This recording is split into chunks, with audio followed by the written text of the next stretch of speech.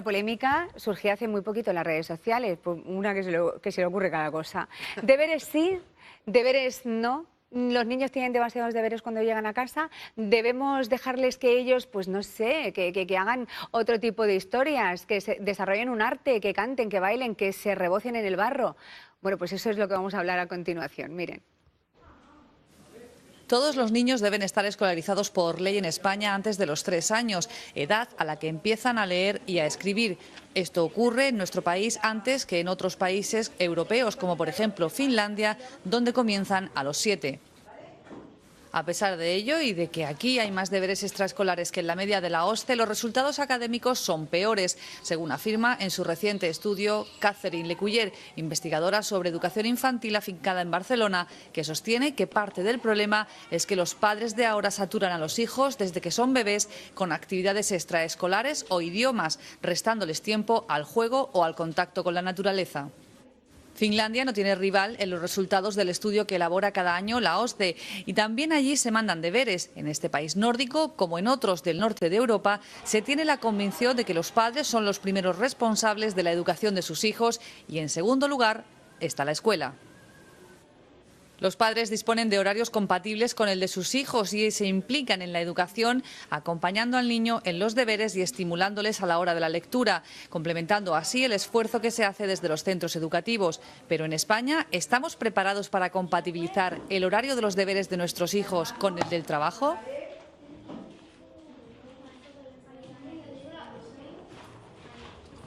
Bueno, pues sabremos si algunos se exceden o no se exceden. Algunos profesores, algunos colegios igual mandan deberes de más, otros de menos. La verdad que siempre la polémica está en la calle, con cualquier tema. Hace poco lo veíamos en las redes sociales. Mi hijo trae demasiados deberes del colegio a casa y no le queda trabajo para nada. Y luego pues una retahíla de comentarios y unos se posicionan a favor y otros en contra. Y eso es lo que vamos a hacer aquí, ¿verdad? Ana María Soto, periodista, ¿qué tal? Hola. Periodista y madre. Sí, sí. ¿Verdad? Que Sí, tiene sí. Una niña. Una niña. ¿Cuántos años tiene la niña? 4 para 5. Vale, que ya llega con deberes. Sí, los fines de semana, sí. Ah, bueno, los fines de semana esa... Sí, sí, para empezar un poco la escritura y tal, sí, sí. Muy bien. José Luis Domínguez, ¿qué tal? Muy buenas. Bienvenido, profesor, escritor, Sí. padre también. Sí, de 2 niños, de Vale. 8 y 10. O sea que también podemos hablar desde la experiencia. Sí, efectivamente. Desde dos puntos opuestos, el padre y el profesor. Correcto. ¿Eh? ¿Quién defiende que hay que traer deberes a casa después Yo. de toda una jornada escolar? Nuestra amiga Ana. Yo siempre voy a contracorriente. Ana, ¿por qué defiendes que hay que traer deberes a casa después de pasar los niños 5, 6, 8 horas en el colegio haciendo deberes y estudiando? Pues mira, yo reconozco que hay un componente sentimental en mi postura. Es que yo recuerdo que de pequeña mi padre llegaba a las 8 de la tarde de trabajar y yo era muy mala en matemáticas y luego en física, en las de ciencias. Y recuerdo cómo se sentaba a mi lado y me lo explicaba. Y lo que no era el maestro capaz de transmitirme, claro. lo hacía mi padre. Y yo recuerdo esos como los momentos con mi padre a diario. El niño se siente, o el padre se siente más con el niño, con esa excusa de venga, vamos a hacer los deberes, porque claro, todos los días excusa para sentarnos con los críos no tenemos. Como todos los padres, cumple una doble función. Estás pasando tiempo con tu hijo, pero aparte él vigila lo que estás estudiando, lo que estás haciendo, si vas más flojo, menos flojo. Y la verdad es que yo lo agradecía. Es una manera de involucrar bastante. a los padres un poquito más Sí, en la enseñanza, que no solo se lo dejemos a los profesores. Me parece buena teoría, ¿eh? Y luego, Sí. aparte, por otro lado, yo creo que es educar en una cultura del esfuerzo y del trabajo que va a ser necesario en un futuro. José Luis, ¿por qué defendemos lo contrario? O sea, creo que no es que no lleven nada de deberes, no es eso. No. Pero que no estamos tan a favor como Ana María de que los niños lleven deberes todos los días a casa. Ella lo plantea como una situación idílica con su padre. Y ojalá todos los padres Bueno. vivieran una situación parecida, ¿vale? Pero si coincidimos, hacemos entrevistas en la calle, como vosotros habéis hecho, y hacéis un sondeo, podéis comprobar que un 80% de los padres no tienen esa respuesta en casa como la que tu padre te planteaba a ti. Es una situación distinta la que se plantea en casa. Claro, porque la sociedad está cambiando. Bien. Y los padres, en ese sentido, no digo que sea de forma consciente, ¿no? Pero se quieren implicar menos. Es más cómodo dejarlo delante de televisión. José Luis escribió un artículo para el periódico La Verdad, sí.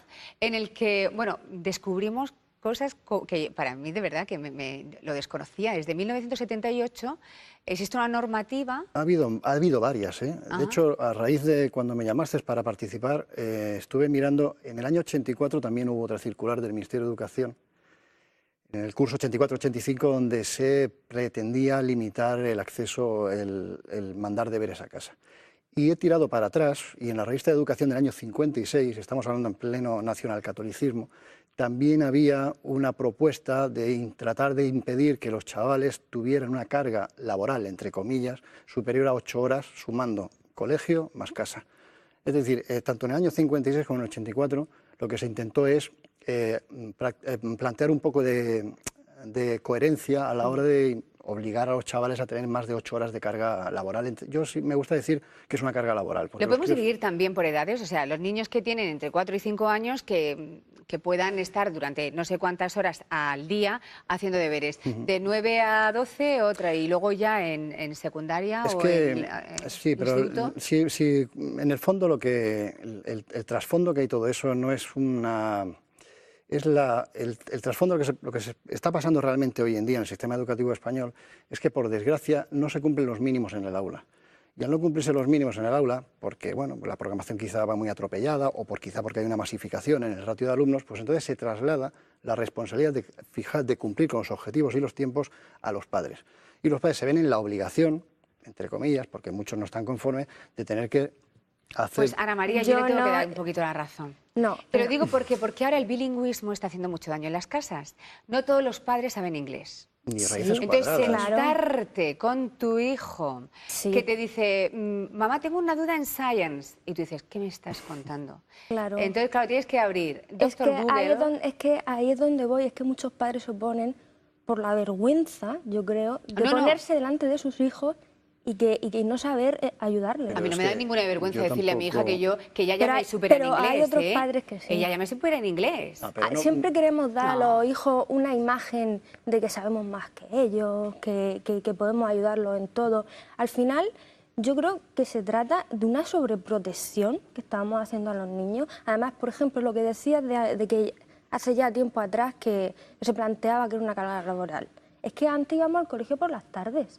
Yo salía del colegio a las 5:30.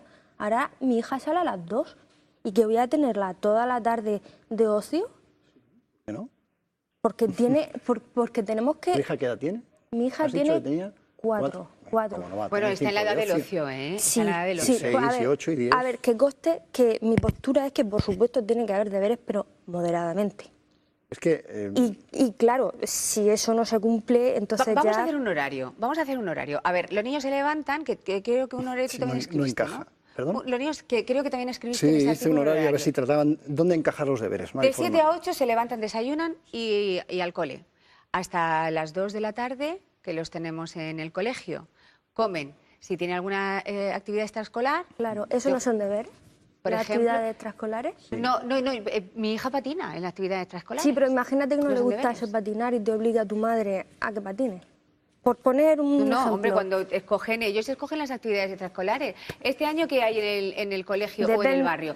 Ajedrez, fútbol, inglés y baile. Sí, pero en cualquier caso no te deja tiempo para hacer deberes, porque llegas a las 7, si sigues con el horario, llegas a las 7, 7:30. Es que por otro lado, claro, los apuntamos a un montón de cosas porque pretendemos tener unos hijos que sepan de todo.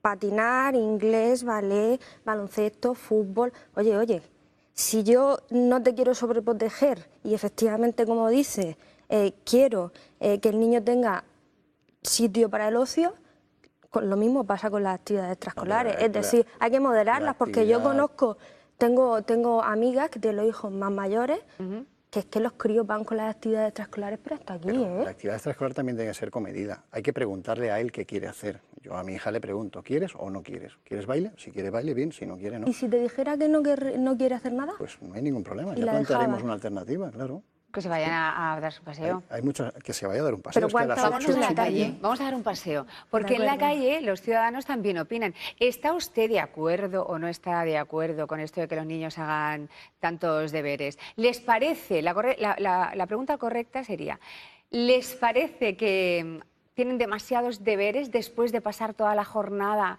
en el colegio? Vamos a verlo. Sí, mandan demasiado. Les viene bien para repasar, pero tienen que comprender que son niños que también tienen clases extraescolares y tienen que salir y tienen que jugar. Yo creo que sí, que los niños necesitan más diversión, más actividades extraescolares como es deporte y tal y no tantos estudios. Entiendo que se debe hacer un seguimiento, que los padres estemos un poquito atentos a sus deberes y tal, pero yo creo que les mandan demasiadas tareas, sí. Creo que le mandan demasiado, sí, van muy saturados de deberes, sí. No, yo creo que no es tanto los deberes que le mandan, sino que van saturados de actividades extraescolares, que deberían recortar un poco más las actividades extraescolares para que los niños no vayan tan estresados y tengan más tiempo también para dedicarle a hacer sus deberes, que siempre llegan por la noche, entonces tienen que hacer los deberes. Deberes sí, pero moderadamente. Tiene que haber de todo, que se acostumbren a hacer cosas dentro y fuera, pero no agobiarlos a ninguna edad. Yo creo que sí, también, que le mandan demasiado. Porque muchas tardes, después de que son muchas horas en el instituto por las mañanas, que salen muy tarde, y encima por la tarde también le mandan, están todo el día haciendo deberes. Yo creo que se les debe de mandar deberes. No sé si muchos o pocos se les mandan, pero sí que creo que les deben de mandar. Creo que les mandan demasiado, que tenía que concentrarse más en los días previos al fin de semana, pero no todos los días, porque al final el colegio lo tienen como una especie de castigo y no creo que sea lo mejor para incentivarles el estudio. Deberes sí, porque creo que hay tiempo para todo. Hombre, deben de mandarles deberes, pero sin pasarse. Si de cada materia mandan unos pocos como repaso, bien. Ahora, si los agobian con demasiadas, pues tampoco. No sé si habéis escuchado que ya en Bilbao en un colegio se ha apuntado a la moda esta de Harvard. Bueno, no es que en Harvard no se utilicen libros ni se hagan exámenes, pero sí que es un estudio que se ha lanzado desde Harvard que invita a los colegios a que los niños hagan menos exámenes y utilicen menos libros. No sé si os suena. A mí es que esta mañana me ha llamado un poquito la atención. Digo, bueno, a lo mejor tanto no es necesario. O a lo mejor el fracaso escolar que tenemos, que decía antes María, en esos datos que nos llamaban la atención, vienen motivados por ese exceso de libros, exceso de responsabilidad, exceso de deberes, que todo tiene que estudiarse. ¿No? Nada, aquí dentro de unos años aprendiendo con el móvil. Si es que... Bueno, lo de las tabletas, para ahorrar dinero en libros, tampoco lo veo yo mal. No, claro, pero tiene que haber de todo, pero un niño, por ejemplo mi hija que está en esa edad, no va a aprender a escribir en una tableta, lo tiene que hacer con un folio y un lápiz. Es volver al siglo XX, está en el siglo XXI tu hija, tendrá que adaptarse a las nuevas tecnologías. No, si yo te digo No que, a lo analógico. para otras cosas, para los libros de texto es verdad, pero aprender a escribir, yo es que como el tema tocar el papel me gusta. Claro, pero nosotros somos del papel, pero claro, no puedes pretender que ellos, que van a ser los futuros chavales del siglo XXI, les obliguemos a tener un formato analógico en su relación con el entorno. Yo, por ejemplo, todo el tema de la prohibición de los móviles en el aula, yo no entiendo por qué se prohíbe el móvil en el aula, sinceramente. Hombre, porque le hacen fotos a la profesora de todo tipo y se la mandan por grupo, etcétera, etcétera, es que le dan un uso... ¿Y por eso prohíbes el móvil? ¿Por el mal uso que haga uno de...? No, es que no es uno. Bueno, o 4, pero ya se prohíbe el medio. Es como decir, bueno, prohíbo la tele porque alguien en un momento determinado ha hecho una emisión imprudente y prohíbo la tele. Claro, es que eso es no aceptar la realidad del siglo XXI. Pero entonces, ¿no? Libertinaje. Tampoco que no vamos a caer también en los tópicos de decir que porque se... Yo creo que la base de la educación está en los hogares. Está en la casa. Pero si educamos a nuestros hijos en valores y les sabemos educar, ese niño no va a ir haciendo fotografías a la profesora o lo que sea. Y luego, pues es la otra parte de educación que no corresponde, pero no porque no sepamos o porque nos dé vergüenza, se lo tenemos que dejar a profesionales que saben muchísimo mejor que nosotros, que controlan todas las materias, que para eso les pagan. Sí, pero lo que, ¿sabes lo que pasa? Que muchas veces es que al final la educación se reduce a examen cada 3 meses, deberes todos los días y faltas de asistencia. Y desgraciadamente hay muchos profesionales Y de eso yo creo que se queja mucho la sociedad cuando tú sales a la calle. Hay muchos profesores que efectivamente cobran su sueldo y reducen todo a la mínima expresión de lo que es la educación. Y ahí se equivocan. José Luis, tú eres profesor. Sí. ¿Cómo es tu relación con los alumnos? No, ¿Les mandas deberes? No, ni se me ocurre mandar deberes porque yo habilito unas horas dentro del horario de la escuela para que ellos hagan los trabajos que estamos haciendo en clase. Tampoco hago exámenes. ¿De qué asignatura? Tecnología administrativa en formación profesional, que ya son mayores, son de 16 años, ¿no? Pero lo que se encarga es de trasladar al aula una especie de ecosistema de lo que se van a encontrar en la calle. Yo no voy a crear en el aula un formato de estudio que luego en la calle no se van a encontrar. Así que muy distinto el cambio. tendrán como el profesor preferido. Bueno, y tengo también mis problemas. Pero como todo, no hay ningún problema, pero bueno, que por ejemplo los exámenes, eso es una cosa anticuadísima, está totalmente desfasado. ¿Y cómo se mide el conocimiento entonces? Hay sistemas de evaluación para medir el conocimiento. De hecho, la evaluación continua, que es lo que establece la normativa, es una de las cosas que desgraciadamente el sistema educativo no vigila. Y entonces el profesorado acaba haciendo exámenes cada 3 meses, porque es muy cómodo. Te pegas una paliza una semana, corriges no sé cuántos exámenes y pones nota. Pero no has hecho una evaluación. Sí, pero la evaluación progresiva. continua luego llega consigo muchos deberes y muchas tareas. Es que eso lo va contradictorio. Cuando estaba escuchando a la gente que habla en la calle, es que confundimos lo que es deber. Los deberes, la mayoría de las veces... La palabra es que es fea, sí. Sí, queda fea, porque es que los deberes no es más que una prolongación de la clase. Como no ha podido terminar en clase, lo mando a casa. Pero eso no son deberes. Luego, deberes de refuerzo.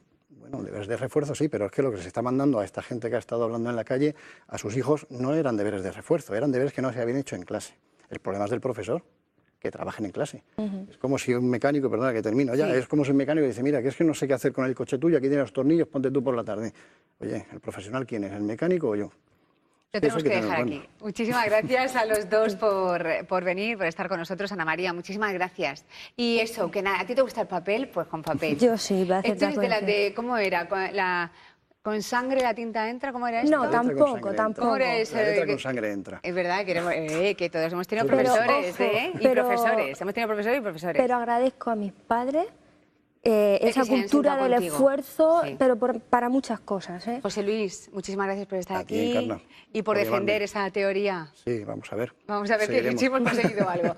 Nosotros ahora pasamos a saber más sobre la actualidad del día que pasa.